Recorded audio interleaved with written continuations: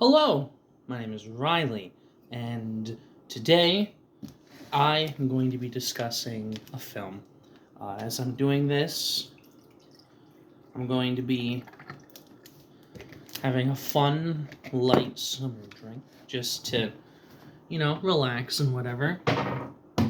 Today, we are going to be discussing the new Amy Winehouse biopic, Back to Black. So the movie Back to Black is about Amy Winehouse, based on one of her songs of the same name. This movie is not very good.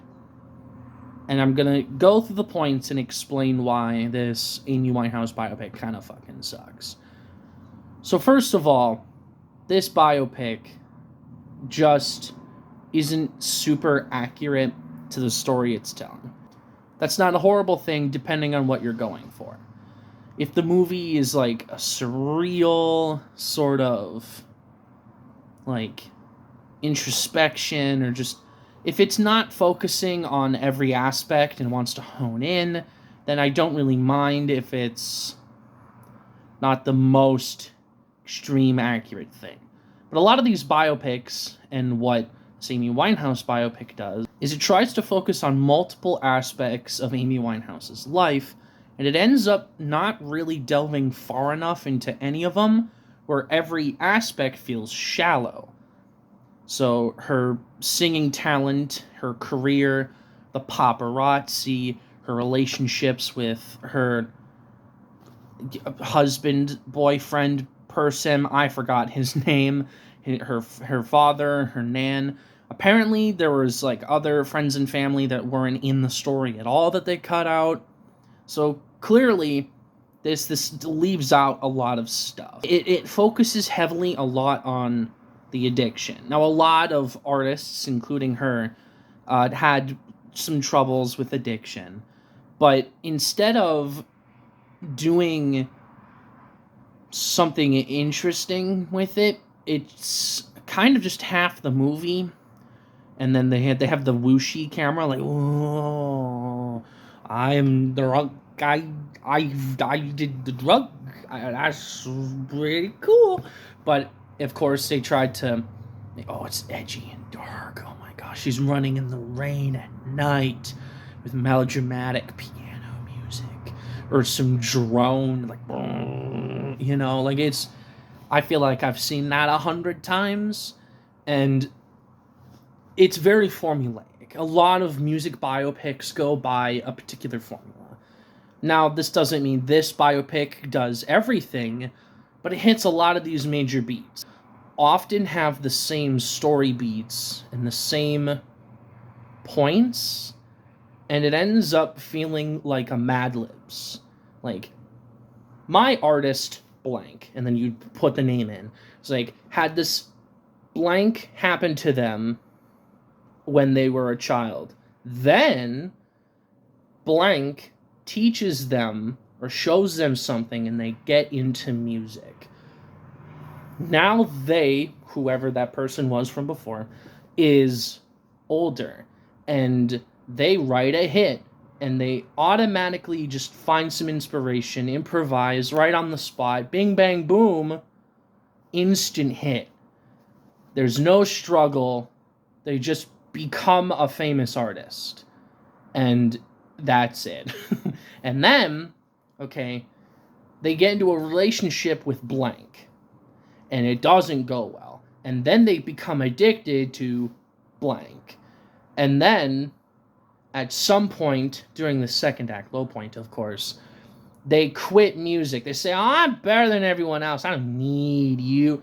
And then right before a concert, at the end of the movie, when they've reconciled with everyone, they say, they recollect throughout all their past trauma.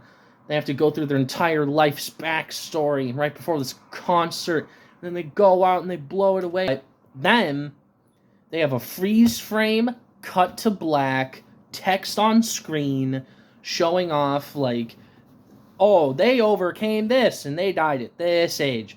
And then, here's how much records they sold. And this is a blurb that is on the Wikipedia page about how influential they are. And then they have some real life footage sometimes. They have like music that plays during the credits. And I missed a couple of things during the story. You've got the record producer that's like, listen to this, and then they hold up the phone, and then they're like, that's amazing, this sounds wonderful. And a couple of more, but most biopics kind of finish in this trope. Ray Charles biopic, he's like, what, he's got addicted to heroin or something? I don't know, I never saw that one, but he ends up, he breaks his heroin addiction, and then it just puts a text blurb at the end, congratulations, you beat heroin. But this, you might think, okay, so what was that whole tangent about? This Amy Winehouse biopic just falls into that. Becomes addicted to alcohol. Has a scummy relationship with her boyfriend, husband guy. And apparently, in real life, it's far darker, and the movie sort of gives them a free pass and kind of puts the blame on her, even though already that sounds a little weird, but in real life, apparently that relationship and her relationship with her father ended up bringing her to her downfall, and then here it's like, oh, no, it's her obsession. It's her fault. And that's kind of weird and gross and kind of scummy. And then, oh man, and then, all right, we have the singing. So every music biopic, they find the right person, and they either look like them or they put on makeup to make them look like them, and then they're like, I want to win an Oscar. So they get like coached and they sing good and whatever. And I saw one recently, the Bob Marley biopic, which like that's a whole fucking other thing, but Kingsley Ben-Adir, he sang, but when it was a small group, and the concert scenes was lip sync because of just the energy that he had, right? In this movie, it's apparently all her, and she has a thick, exaggerated accent, and her voice sounds kind of not the same really at all. And I swear to God, I thought there was during the Back to Black montage, where they play the entire 4-minute song of Back to Black in a montage, I thought that was lip syncing. It didn't sound like the person before. Like the audio mixing didn't line up with the voice actress, or just like the actress in the voice or whatever. Like they didn't sync up, and I'm like, that's lip sync, right? Like that's not her. And if it is her, they like auto-tuned it and just made it sound exactly the same, and they didn't mix it correctly because it looks like it's not coming out of her mouth correctly. Like it was really bizarre. Just she can't, like her accent is weird. Like I've seen interviews with Amy Winehouse, and like it's kind of similar, but it's not the same, and you can tell. She's fine. She's not great. She's really whatever. She's fine. Every other performance feels cheesy. It feels like it's kind of out of a different movie. A lot of people aren't how they act in real life. The dad is like, nah, we don't have to bring her to rehab, even though she's clearly suffering. But then at the end, he's painted as a good guy? That's a little bizarre. Like, I don't really get that. Like, wait, what? What do you mean? That didn't happen. What the hell's wrong with you? And then you've got people didn't like her. Celebrities didn't like her. And so for them to make a movie 13 years later to be like, oh my God, we always loved Amy Winehouse. Once in a generation talent. She was gone too soon. Please forgive us. Except we're the good guys now because we're painting her in a good light. Oh, but we're not going to paint all of her interesting and unique attributes in songwriting and her friends and family that loved her and her connections with that. We're just going to show her being an addict, like a lot. But we're the good guys here.